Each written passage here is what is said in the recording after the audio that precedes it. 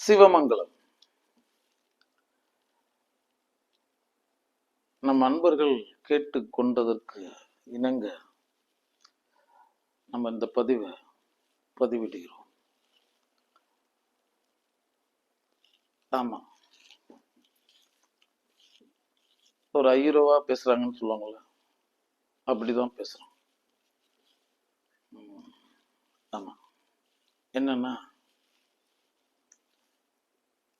இந்த செய்வினை, பில்லி, சூனியம், இந்த ஜோதிடம், பரிகாரங்கள், இதெல்லாம் இவைகளினுடைய உண்மை தன்மை என்ன குருநாதா கூறுங்கள். இன்னைக்கு அதுதான் பெரிய வியாபாரமா போய்கிட்டு இருக்கு.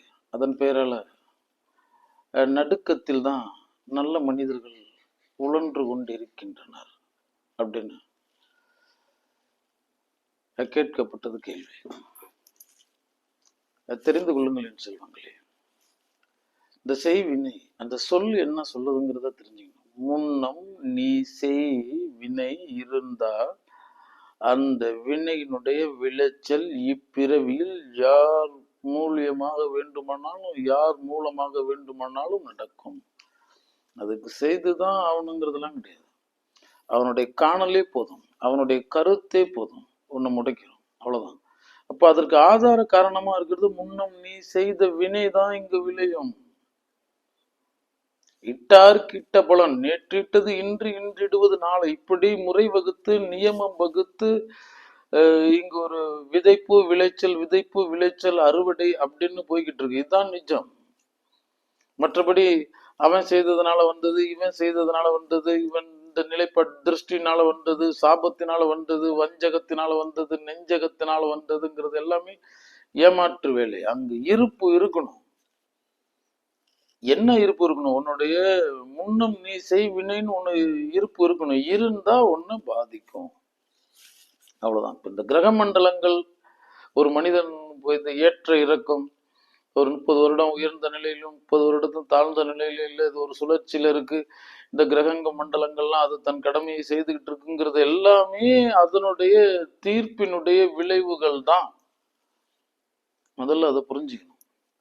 இதை பெருசா மண்டைக்கு எடுத்துட்டு போயிட்டு பயந்துகிட்டு வந்துகிட்டு போறதுங்கிறதெல்லாம் ஒன்றுமே இல்லை. அப்ப கஷ்டப்படுறவங்க, துன்பப்படுறவங்க எல்லாமே அதன் பேராலதான் படுறாங்களா? அவர்கள் எல்லாமே அங்கு முன்னம் விதைப்பு அதனுடைய விளைச்சலா தான் இருக்கு. அதுல எந்த மாற்றமும் கிடையாது.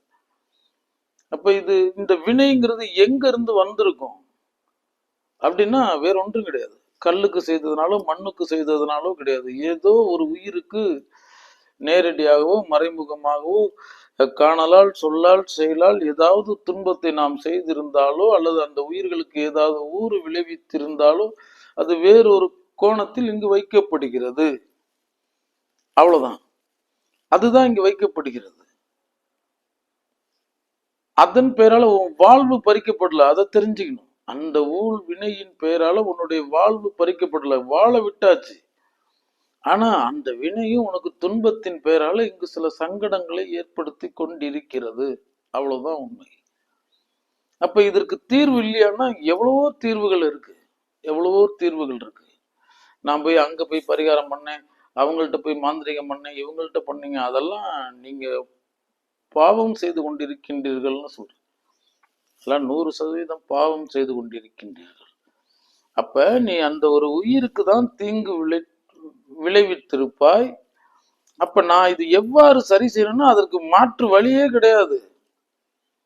எப்படின்னா, ஒருத்தன் கொள்ளுத்தாத்தன்ட்டு நீ கடன் வாங்கிட்ட, அவ்வளவுதான். அவன் இல்ல, அதுக்கு அடுத்தது 2-3 தலைமுறை ஆயிடுச்சு. இன்னைக்கு அவன் பேரன் இருக்கான், வட்டியோட நான் அவன்கிட்ட கொடுக்குறேன், முடிஞ்சிருச்சு. அப்ப நீ பிற உயிர்களுக்கு செய்த தீவினையினால் விளைந்தது இந்த பிறவியில் உனக்கு விளையும் பொழுது, அப்ப அவன் பேரனை தேடிட்டு எங்க போறது? நம்ம அதெல்லாம் போக முடியாது. இங்கு இருக்கும் ஏழ்மையில் இருக்கவங்க, துன்பத்துல இருக்கவங்க, இந்த இயலாத நிலையில் இருக்கிறவங்க, இது மாதிரி உன் கண் நீ வழங்குவது தேவை. அது எனக்கு பசி ஆற்றுவிக்கும், ஒரு தாகத்தை ஆற்றுவிக்கும், நீ நீ நீ தர்றது ஏதோ ஒரு விதத்துல அவனுக்கு உபயோகமா இருக்கும் அப்படின்னு அந்த உயிர்களுக்கு அதை கொடுக்கிறது. எல்லா உயிர்கள் இருந்து எறும்பிலிருந்து உன்னுடைய பரிகாரம் தொடங்குகிறது, பறவைகள்ல இருந்து தொடங்குகிறது, பைரவர்கள், பசுக்கள், இன்னும் எத்தனையோ விதத்தில். இதெல்லாம் என்னன்னா இந்த உயிர்களுக்கு உணவு அப்படின்னு ஒண்ணு இருக்கு. அதுக்கு பேர் வந்து போதும் பூசைன்னு ஒரு பேர் இருக்கு. போதும் பூசை அப்படின்னு, போதும் பூசைன்னு உலகத்துல வேற எதுவுமே கிடையாது. எல்லை இல்லாதது எல்லாமே, இது மட்டும்தான் போதும் பூசை. அப்ப அவனுக்கு ஒரு உணவுன்னு அளிக்கும் பொழுது, தாகத்திற்கு நீர் வார்க்கும் பொழுது, அவன் நேரடியா அதை உண்ணும் பொழுது அவன் போதும்னு சொல்லுவான். போதும்னு சொல்லுவான். தாகம் அடங்கிருச்சு போதும்னு சொல்லுவான். அந்த போதுங்கிற வாசகம் நல்ல வாசகம். ஆனா அது உள்ளுக்குள்ள ஒரு மந்திரம் இருக்கு. போற்றும், போற்றும், தும்னா துன்பம், துர் கெட்டது, போங்க அப்படின்னு சொல்றோம். போதும் அப்படின்னா அப்ப என்னன்னா, நான் ஒரு நன்மையை அடைஞ்சிட்டேன், என் வயிறு நிறைஞ்சிருச்சு, என் தாகம் அடங்கிருச்சு அப்படிங்கும்போது நம்ம போதும்னு சொல்லும் பொழுது நேரடியாகவோ மறைமுகமாகவோ அவனுக்குள்ளர பீடித்திருந்த அந்த தீமைகள் விலகுகிறது அப்படின்னு நம்பப்படுகிறது, சொல்லப்படுகிறது. அதுல சில சதவீதம் உண்மையும் இருக்கிறது. அப்ப இது போல சூழல்கள் உனக்கு ஏற்படுதுன்னா நீ கொடுத்து பசை ஆறுகிற நிலையில சில ஜீவன்கள் இருக்கும். ஒரு பறவைகளுக்கு வைக்கிறது, நம்ம நம்ம எதிரில் தெரியும் ஜீவன்களுக்கு வழங்குறது, இதெல்லாம் தெரிந்துதான் மூலன் வந்து உண்ணும் பொழுதெல்லாம் ஒரு பிடி குடிடான்னா, பசுவிற்கு ஒரு வாயுரை வைன்னா உண்ணும் போது ஒரு பிடி அப்படின்னா, அறிந்தும் அறியாமலும் தெரிந்தும் தெரியாமலும் ஏதாவது நடந்திருக்கும். அதனால இது உங்களுடைய சுபாவம் ஆக்கிக்கங்க. இதை நீங்க செய்ய ஆரம்பிச்சிட்டீங்கன்னா அது உங்களை பெருசா துன்பப்படுத்தாது. இது 100% உங்களை துன்பத்திலிருந்து விடுவிக்குமானா இல்லை. அது சில சதவீதம் கொடுத்துதான். தலைக்கு வந்து தலைப்பாகோட போச்சு அப்படிங்கிற மாதிரி ஆதாரத்திற்கு வந்தது ஒரு அற்பமான தண்டனையா தந்துட்டு அது உன்னை விட்டு விலகி சென்றுடும். இன்னும் நீ அது சார்ந்த பயத்துல இருந்த அப்படின்னா தான் உன்னை அதி தீவிரமா பாதிக்கும். ஏன்னா பயம் மரணத்தை விட பயங்கரமானது. அதனால முதல்ல இந்த பயத்தை தவிர்த்து வைத்துருங்க. இந்த மாதிரி இந்த உயிர்களுக்கு செய்கின்ற சில உதவிகளை, சில இந்த உணவு நிலைப்பாட்டுல உணவுல விழிப்புணர்வோடு இருங்க, தயவு செய்து சொல்றேன்.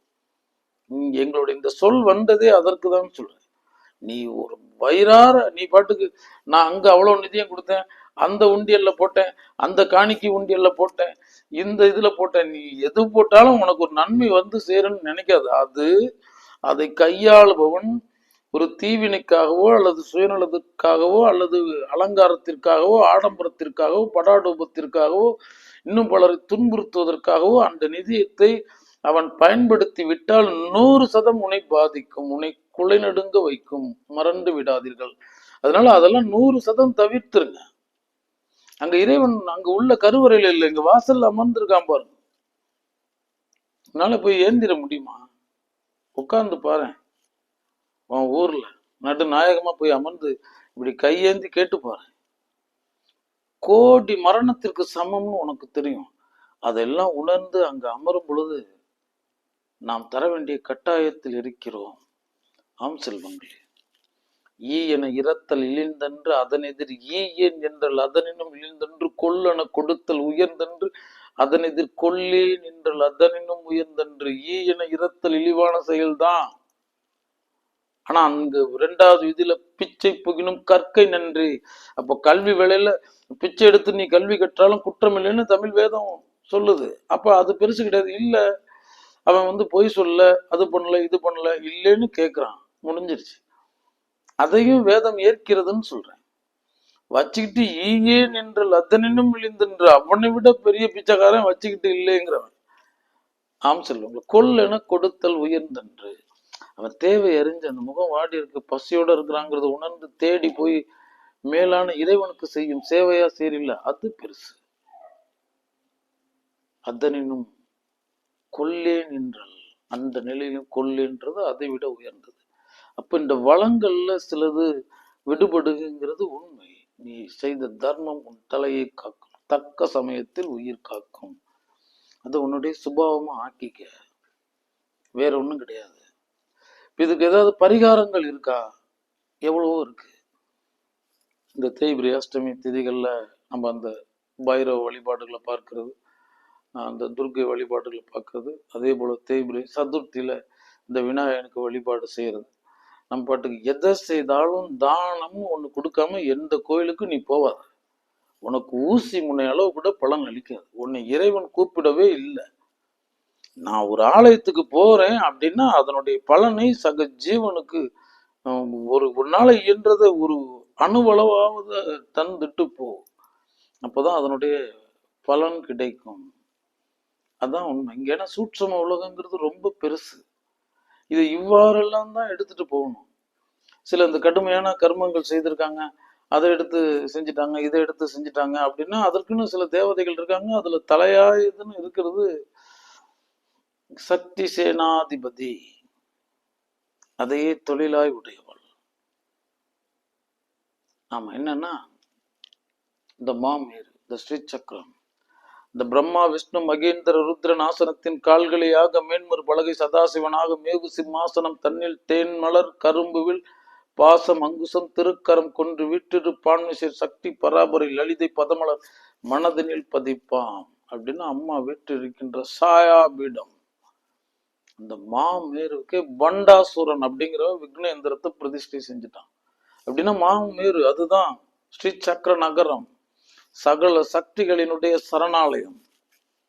அங்க பண்டாசுரன் அதற்குரிய வேலையை செஞ்சுட்டான். அப்ப அவன் எங்க எவ்வளவு பெரிய ஆள் இருந்திருக்கான்னு பாத்துங்க. இருந்திருக்காங்க. ஏன்னா தீய சக்திங்கிறது கிட்டத்தட்ட அந்த உச்சபட்ச சக்திக்கு ஒரு படி கீழே இருக்கும், அவ்வளவுதான். ஆனா அது வரைக்கும் போராடுன்னு சொல்றேன். அப்ப அங்கு வைத்து அதனுடைய விளைவுகளை அங்கு செஞ்சுட்டான். அப்ப அதெல்லாம் மீட்டெடுக்க முடியாது அப்படின்ற சூழல் வருது. எல்லாம் அந்த நகரத்து வாசிகள் அவர்கள் தன் நிலையிலிருந்து விலகுகின்றனர். அங்கு இந்த புத்தி சுவாதீனத்தின் பேரால அவர்கள் எதேச்சையான செயல்கள் செஞ்சுட்டு அந்த கட்டமைப்புல இருந்து உடைச்சிட்டான். அப்பதான் அந்த லலிதாம்பிகை அங்கு விசுக்கிர பிராணகரண வாராகி வீரிய நந்திதாயை. ஆமா, அவன் பண்டாசுரன் விபரீதமானவன். அவன் தன்னுடைய வலது தோல்ல இருந்து விசுக்கிரன் அப்படின்னு அவனை விட விபரீதமானவனை தோற்றுவிக்கிறான். அவனை விட விபரீதமானவன். ஆமா, அவனோட வலது தோல். அவன் ஆண், அந்த பக்கத்து வர்ற அதே நபர் விசுக்கிரன் என வருகிறான். விசுக்கிர பிராணகரண வாராகி வீரிய நந்திதாயை அப்படின்னு வாராகியை உருவாக்குகிறாள். அந்த வாராகி தான் சக்தி சேனாதிபதி. இந்த உலகத்துல நீ கண்ட எல்லா சக்திகளின் தலைமை சேனாதிபதி, உத்தரவிடுபவள் வாராகியா இருக்கிறார்கள். அவர் பேரே வாராகி. அப்படின்னா களத்தில் வந்து கொண்டு இருப்பவள், போர் தெய்வமென வழிபடப்படுபவள். அப்ப என்ன பண்றாங்க, கணேச நிர்பின் யந்திர அப்படின்னா விநாயகன் அந்த எந்திரத்தை உடைக்கிறார். பண்டாசுரன் வைத்த எந்திரத்தை விநாயகன் உடைக்கிறான். அந்த எந்திரத்தை வச்ச விசுக்கிரனை வாராகி வீழ்த்துகிறாள். இவங்க ரெண்டு பேர்த்துக்கும் மிக முக்கியமான பங்கு உண்டு, விநாயகனுக்கும் வாராகிக்கும். ஏன்னா இவர்கள் இதற்காகவே நியமிக்கப்பட்டவர்கள். எங்கும் எரிய கிரிகள் பொடிப்பட்ட வெம் பகைங்கர் அங்கம் பிளண்டிட வெண் மண் கிளண்டிட வார்த்திலண்டு பொங்கும் கடல்கள் வற்றிட சூலத்தை போகவிட்டு சிங்கத்தின் மீது வருவாள் வாராகி சிவசக்தி. அதான் களம் வருவதற்கு முன்னாடியே அந்த சூலத்தை ஏவி விட்டு அதன் பின்பு அந்த ரண கோளாக சிம்கவாக தண்டனாதை தாண்டினி விடைத்துறை வரை பிரகட் வஜ்ர வாராகி ஹிரிங்காரணேஸ்வரி வந்து நிற்கிறாள் களத்தில். அப்ப இந்த மாதிரி துர் ஆற்றல்களை வீழ்த்துவதற்காகவே அங்கு வடிவமைக்கப்பட்டவள் வாராகி. அப்படின்னா இதற்காகவே வா அப்படின்னா இது புறம் சம்பந்தப்பட்ட பிரச்சனை. அங்க அவளுக்கு ஆக்ஞா சக்கரேஸ்வரி, பஞ்சமி, தண்டநாதை, அரிக்னி, சமய சங்கீதா, சமயேஸ்வரி அப்படின்னு அங்க 12 நாமங்கள் இருக்கு. ஆமா, அங்க ஆக்ஞா சக்கரேஸ்வரியா வர்றா. ஆமா, அதற்கு அதிகாரி அவள் தான். அந்த ஞானக்கண்ணை அவள் தான் திறந்து விடுகிறாள். அப்படின்னா அந்த ஞானம் சார்ந்தவர்கள் அந்த பயணத்துல தவத்துல செல்லும் பொழுது, அந்த ஞான சாதனத்துல ஒரு உச்ச கதியை அடையும் பொழுது நம்மளுடைய ஊழ் வினைகள் அங்க தவத்தை கெடுக்கும். அவைகளை வீழ்த்துவதற்காக வடிவமைக்கப்பட்ட ஞான வடிவினல் வாராகி, ஞானாக்னி.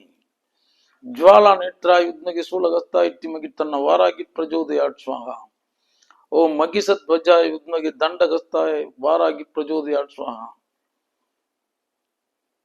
நாம் செல்வங்களே, அப்ப அதற்குனே வடிவமைக்கப்பட்டவளா வாராகி இருக்கா. அவள் தான் உனக்கு நிவாரணம் தருபவளா இருக்கிறாள்.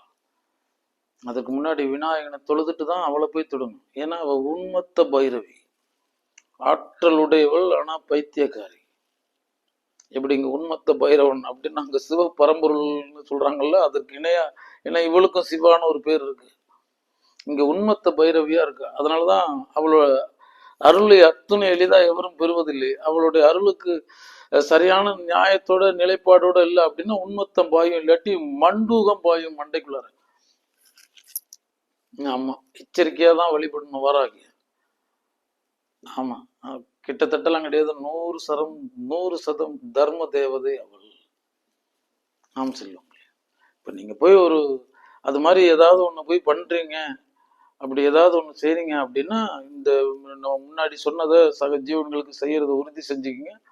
அதுக்கு அடுத்தது அந்த நபருக்கு சக்தி கவசம் தெரியுமான்னு முதல்ல போய் கேளுங்க. ஆமா, எங்க குருநாதன் தான் சொல்லுவான், ஜோதிடன் நீ பார்க்க போகும் முன்பு குமரா ஒரு நல்ல நேரத்தில் எடுத்துட்டு போய் கொடு, 12 மணிக்குள்ளார கொடு. முதல்ல ஜோதிடரோட ஜாதகத்தை வாங்கி அவருக்கு 9ஆம் அதி 10ஆம் அதிபதி திசை நடக்குதான்னு பாரு, இல்லாட்டி புத்தி நடக்குதான்னு பாரு, இல்லாட்டி அந்தரம் நடக்குதான்னு பாரு. எதுவுமே இல்லைன்னா அந்த ஓரையிலையாவது போயிட்டு அவன் இடத்துல பார்த்துட்டு குடுக்குடுன்னு ஓடி வந்துரு அப்படின்னு சொல்லுவார். ஏன் அப்படின்னா அதை சொல்றது எனக்கு பழிக்கிறதுக்கு அவனுக்கு அது நல்ல நேரம் இருக்கணும். அவனுக்கு ஒரு அகாலமான திசை நடந்து புத்தி நடந்துட்டு நீ போன அப்படின்னா அவ்வளவுதான், கிணறு விட்ட பூதம் கிளம்பினது தான். அதனாலதான் பல பேருக்கு அந்த ஜோதிடங்கள் இப்படி வேற விளைவுகளை ஏற்படுத்துது. அது ஒரு நிதியத்துக்காக பார்க்கப்படுவதில்லை. பெரும் நிதியத்தை வாங்குறாங்க, பெரும் பரிகாரத்தை வாங்கிட்டு இருக்காங்க. இல்லையே செல்வங்களே, முதல்ல அவங்க ஜோதிடத்தை வாங்குங்க. உங்களுக்கு எத்தனாம் அதிபதி திசை நடக்குதுங்கன்னு கேளுங்க. 9ஆம் அதிபதி திசை நடக்குதா, 10ஆம் அதிபதி திசை நடக்குதா, இல்லாட்டி அந்த புத்தி நடக்குதா, அந்தரம் நடக்குதா, ஓரை நடக்குதான்னு பார்த்துட்டு அப்படியே அந்த ஓரைங்கிறது குறுகிய காலமா இருக்கும், கிட்டத்தட்ட புத்தி அந்தரமாவது இருக்கணும். அப்படி இல்லாத வேளையில நீங்க யார் கையில கொடுத்துட்டு நீங்க வாங்கிட்டு வந்தாலும் நீங்கள் மீண்டும் மீண்டும் துன்பப்படுவீர்கள். ஆனா அவர்கள்லாம் சிறப்பா இருப்பாங்க. ஏன்னா அவங்கதான் அங்க உங்களதுல தூக்கி வச்சுட்டாங்களே. இதெல்லாம் சில நிலைப்பாடுகள் இருக்கு. அதே மாதிரி இந்த மாதிரி இந்த பரிகாரம் பண்றேன், மாந்திரிகத்துல இருந்து எடுக்கிறேன், வர்றேன், போறேன்னா உங்களுக்கு குறைஞ்சபட்சம் சக்தி கவசம் தெரிஞ்சிருக்கணும். அந்த சக்தி கவசத்தினுடைய அந்த அந்த மந்திர பாடலினுடைய அலைவரிசையை தான் உங்களுக்கு அவங்க பரிமாறுறாங்க. ஏன்னா அதை அவ மட்டும்தான் சரி பண்ண முடியும், வேற யாரும் சரி பண்ண முடியாது. ஏன்னா இப்ப நம்ம இந்த நினைச்சுக்கிட்டு இருக்க மாதிரி இந்த மகா பிரத்யங்கரா, சூரணி துர்கா, இன்னும் எத்தனையோ இருக்கு, இதெல்லாம் இருக்கு, இதெல்லாம் ஞானம் சம்பந்தப்பட்டது. இவர்கள்லாம் அசுரர்களில் விபரீதமான ஆற்றல்களை முடக்குவதற்காக வைக்கப்பட்டவர்கள் தான். அதுல எந்த மாற்றும் கிடையாது. அவர்கள் எல்லாருமே நமக்கு அந்த நற்பலனை அவங்க தர்றதுக்கு தயாரா இருக்காங்க. எதை செஞ்சாலும் நம்ம செய்ய வேண்டிய நன்மையை செய்யணும். அது சார்ந்த அச்சம் நமக்கு இருக்கக்கூடாது அப்படின்ற உண்மையை தெரிஞ்சுக்கணும். என் செல்வங்களுக்காக இந்த சக்தி கவசம் அதுல சில சூட்சமங்கள்லாம் இருக்கு. தோராத வட்ட முக்கோண அப்படின்னா ஒரு புள்ளி வச்சுக்கிறீங்க. தோராத வட்டம், வளைவுகள் இல்லாத வளையம், ஒரு புள்ளியை மானசீகமா வச்சுக்கிறீங்க. அந்த புள்ளியை சுத்தி ஒரு வளைவுகள் இல்லாத வட்டத்தை போட்டுக்கிறீங்க. தோராத வட்ட முக்கோண சட்கோண. ஆமா, தோராத வட்ட முக்கோண சட்கோண, ஒரு புள்ளி, ஒரு வட்டம், ஒரு முக்கோணம், அதுக்கு மேல ஒரு அறுகோணம். துலங்கு வட்டத்து அந்த அறுகோணத்தை சுத்தி ஒரு வட்டம். அதுக்கப்புறமேட்டு ஈரார் இதழிட்டு அப்படின்னா 12 இதழ்கள் வச்சுட்டு அதுக்கப்புறமேட்டுக்கு 4 வாசல்கள் வச்சுட்டீங்க அப்படின்னா கிட்டத்தட்ட சக்கரம் தயாராயிடுச்சு. இதெல்லாமே சூட்சமமாவே நீங்க பண்ணணும். தோராத வட்ட முக்கோண சட்கோண துலங்கு வட்டத்து ஈரார் இதழிட்டு ரீங்காரம் உள்ளிட்டு நடுவி ஆராதனை செய் அரிச்சிட்டு பூசி தடிபு நின்றால் வாராதிரால் அல்லலோ வாழைஞான வாராகியுமே அப்படின்னு அந்த ஒரு சக்கரத்தை சூட்சமா வச்சு அந்த புள்ளியை உங்களை உருவகப்படுத்திட்டீங்க அப்படின்னா கிட்டத்தட்ட நீங்க அங்க வந்துருவீங்க. அந்த இடத்துக்கு இந்த பாடல் சக்தி கவசம் பாடும் பொழுது அவளும் வந்து விடுவாள். அங்க இதனால ஏற்படுகின்ற ஒரு கூப்பிட்டதுனால ஏற்படுகின்ற நிவாரணம் ஒண்ணு இருக்குல்ல, அந்த நிவாரணத்தை 100% தருவார் சக்தி கவசம். சராசரம் எல்லாம் இன்ற சக்தி அடிகள் வராவி பங்கையிற் திருவே பராபர ஒளியை மனமே பணி இங்கித பொருளை ஏந்திலையாளி கங்கையில் ஞான தத்துவ முதலில் பொங்கசவனிந்த புரிசடையாளி எங்கன நிறைந்த எண்டோளி நீலி கங்காளி கௌரி கரட்டு கபாலி மங்கை மாதங்கி வராகி ஆனந்தி சங்கரி துர்க்கை சதுமரி முதலி மூர்க்க தாரகனை முடிதிருண்டவளி மார்க்கமான் தொண்டர் மனதி நிற்பவளி ஏற்குமி உலகில் ஏகமானவளை தீர்க்கமாய் அண்டர் திசை படைத்தவளி காக்கவி உலகங்கள் கண்ணில் விழித்தவளி பார் கடல் புவிவான் பரவி நின்றவளை சூற்பக தொழிற்ற சுந்தர் யகுரி மார்க்கமில் மகிட மர்த்துனி உமை ஏகாட் சரத்தினில் வரிந்தவளை சாகா மருந்தை தந்து காத்தவளை ஓரெழுத்தாகி உலகினை படைத்து ஈரெழுத்தாகி எங்கன நிறைந்து மூவெழுத்தான முற்றிடரொளி நான்கெழுத்தாளன் நடித்திருப்பதற்கில் பங்சாட்சரத்தில் பதிந்தமை பொருளை சஷ்டாட்சரத்தில் சரசமாய் நின்று அஷ்டாட்சரத்தில் ஆதாரமாய் அட்சரம் தோறும் அரும்பொருளாகி முக்கோணத்தின் முதன்மையானவளே நாற்கோணத்தின் நடுநிலை பொருளே ஐங்கோணத்தில் அரூபியானவளே அருகோணத்தில் உருபலவான எண்குணத்தில் இலகுமை பொருளை எண்ணெய்ந்து முன்றி நிகபர ஒளியை விண்ணெய்ந்து போத வெளியே உமிய தத்துவ முடிவு சர்வமானவளை கற்றுணர்ந்தோர்க்கு கைவிலக்கொழியை பற்றியற்றோரை பாராதவளை புற்றியற்றோரை பிளண்ட கூடாரிய சத்து முத்தான சங்கரி கௌரி முற்றியின் முதலை முற்றிடர் ஒளி சக்தி ஒன்றாகி சமயங்கள் வேற நித்யானந்த நிர்மல சுரபி ஐய என்றோழி அழகின் கொடியை பகவதி துர்க்கை பாசாங்கு குசத்தி இகபர சுகத்திருள் ஒளிப்பவளை குண்டலி குமரி குறுக்கி திரட்டி சண்டிகை சோழி தாருகா விநாசினி மாய வல்லனங்கு மதுபதி சூரிய நேயரை காக்கும் நித்திய கல்யாணி நாரணி எளிய நாவில் இருப்பவளை தாரணி கிருபாகரி பகவதியை நீரணி சரட்சி நித்தியானந்தி வீரியதாளி விசேந்தரிய கலையான நட்டி கலையூர் கண்ணி மலைமகள் சமரிமார் கிளையவளை சமரச வேச சக்கரா எதிர்த்தி வேலை விடட்டி விழுங்குன் முதலி பாலை கிளட்டி பரவு குணட்டி வாழைவராகி வாழ்க்கை கொண்டவளை ஞானம் படைத்த நங்கை அம்பிகை அன்னை நின்னாம அளவறிந்திருட்டு உன்னியின் குறைக்குள் உருமதில்லேன் உன்னிலில் பாத போய்மம் காக்க கனைகால் முரண்டால் கங்காளி காக்க பனைத்துடி இரண்டு பகவதி காக்க இடுப்போடு குய்ய வெண்டோளி காக்க தொடுத்திடு நாபி சூழியை காக்க நெங்குமார் விருதம் நின்றளி காக்க நங்குல் கண்டம் நாயகி காக்க பேசிடு நாப்பிள் வினாகிய காக்க நாசியில் இரண்டும் நாரணி காக்க இருசை வேளார் ஈஸ்வரி காக்க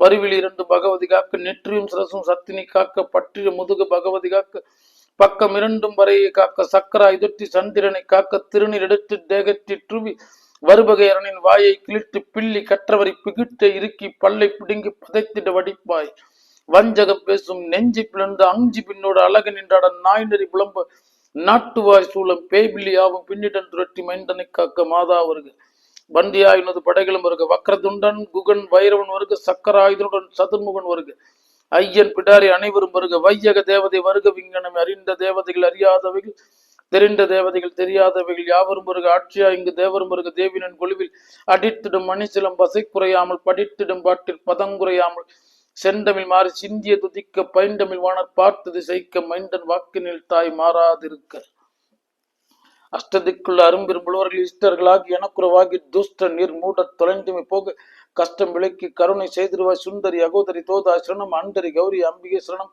அன்னித்திர அடியர் காதிய சரணம் சரணம் சரணம் சங்கரி சரணம் சக்தி கவசம் முற்றிற்று புட்டவளே பூனம் 14 புட்ட வண்ணம் காட்டவளே பின் கரந்தவளே கரைகண்டனுக்கு மூத்தவளே என்று மூவா முகுந்தர் கிளையவளே மாட்டவளே உன்னை அன்றி மற்றொரு தெய்வம் அன்றிப்பதே சூட்சம வியாபின் ஸ்தூல நிவாசினி சத்ரு சம்ஹாரணினி சர்வ சத் சாட்சினி ஓம் தத் ரூபிணி சர்வலோக காரணினி ஊழி முதலினி பிரளய சாட்சினி சர்வபூத தயினி சர்வபூத ஜெயினி சர்வ ஜீவ அடைக்கலம் நீ என் மெய்த்தவும் நீ ஜெயிக்கார் ஸ்வரூபினி தேவி வாராகி சிவசக்தியே நீ நின் திரு அடிதரு நிழல் அது போதும் கழிதரு மலையனற்றுயரும் துயரோடு ஓடுமே எமை விட்டு முதலுள்ளாள் ஓம் ஐம் கிரீம் ஸ்ரீம் ஐயம் கிளீம் ஓம் ஸ்ரீ மகா மகா ஸ்ரீ சக்கர நகராஜிஞ்சி ஸ்ரீமத் சிம்ஹாசனேஸ்வர் ஜெய் ஆக்ஞா சக்கரேஸ்வர் ஜெய் யக்ஞ பிரியா யக்ஞகத்ரி யஜமான ஸ்வரூபினி அபராஜித புரிவாசி அணுசக்தியை அன்கும் சக்தியை அண்ட பகிரண்ட அண்டரண்டி அண்டஹாரிணி சிவாந்திரே அந்தராஜ அந்திரணி சிவ சுந்திரே சுந்தராஜ சுந்திரணி சிவ இந்திரே இந்திராஜ இந்திரணி சிவ சந்திரே சந்திராஜ சந்திரணி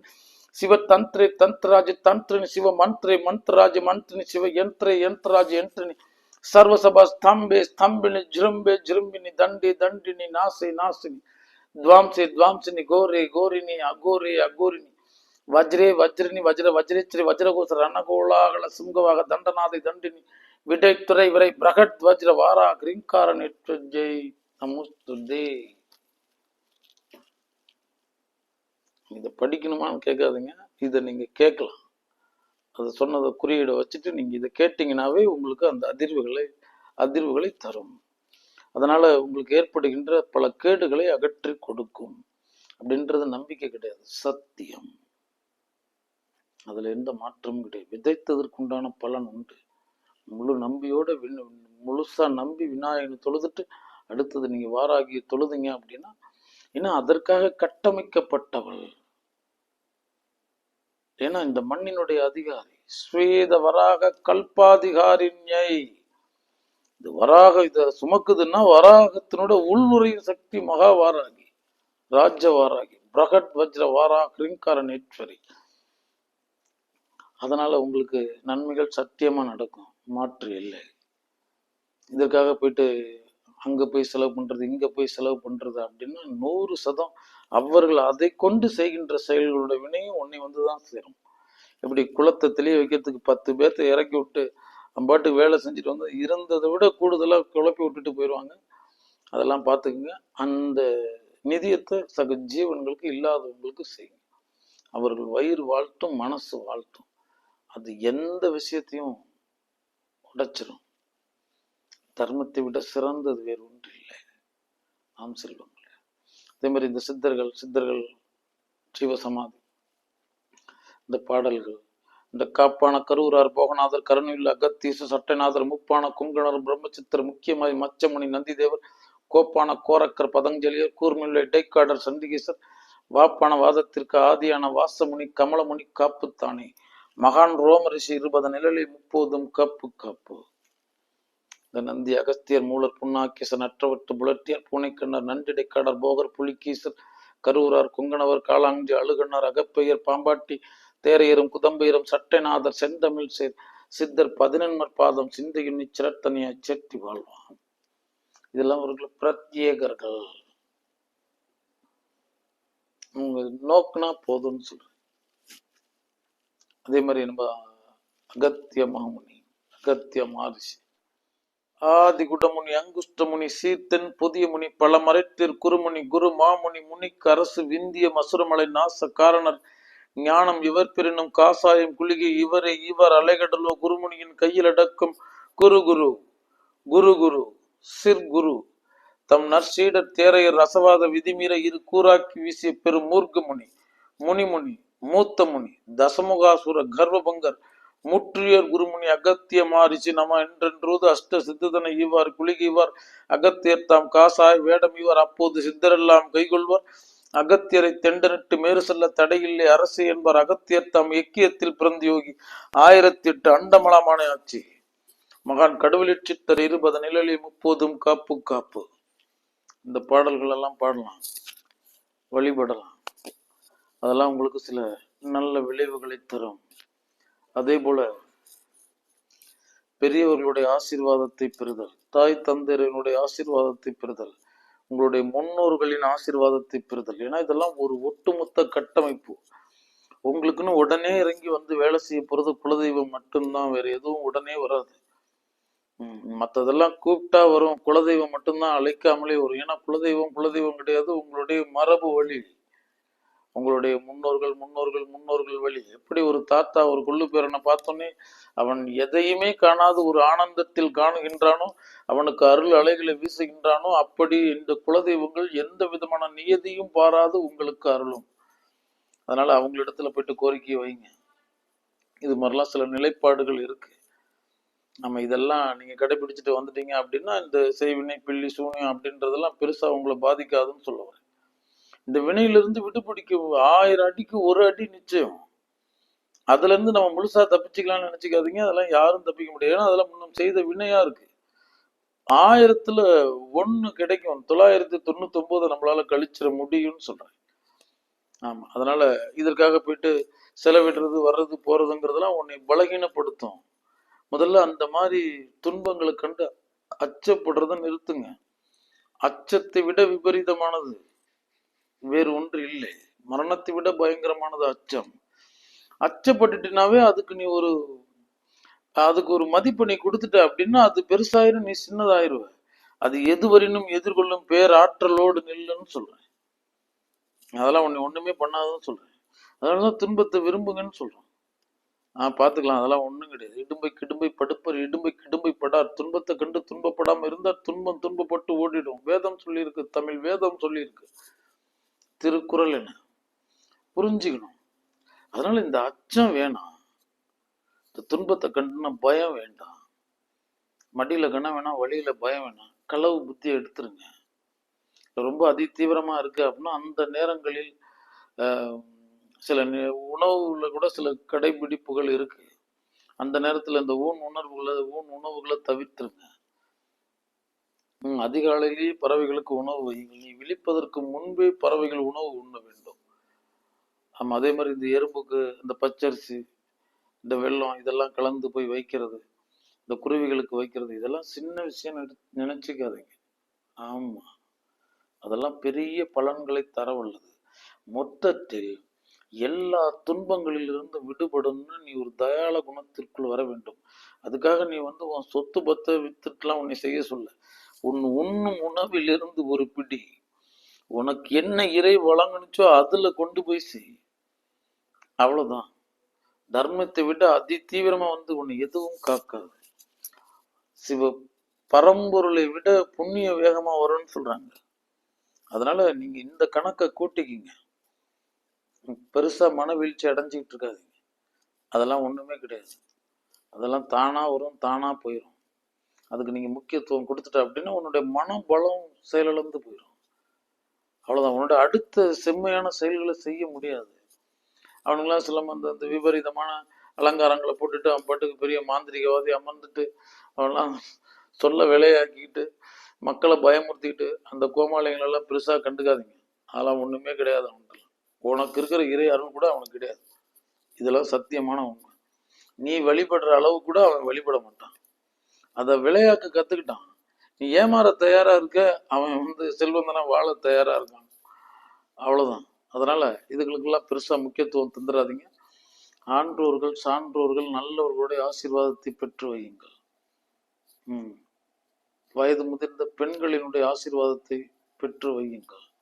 உன் தாய் தந்தையினுடைய ஆசீர்வாதத்தை பெற்று வை. உன் தாயின் காலில் நீ விழுந்துட்டு அந்த அம்மா கையில நீ திருநீர் இட்டுட்டு போயிட்ட அப்படின்னா மரணம் தள்ளி போகும். இது சத்தியம். மறந்து விடாதீர்கள். அதே மாதிரி யாரையும் புண்படுத்தி நம்ம பழகக்கூடாது.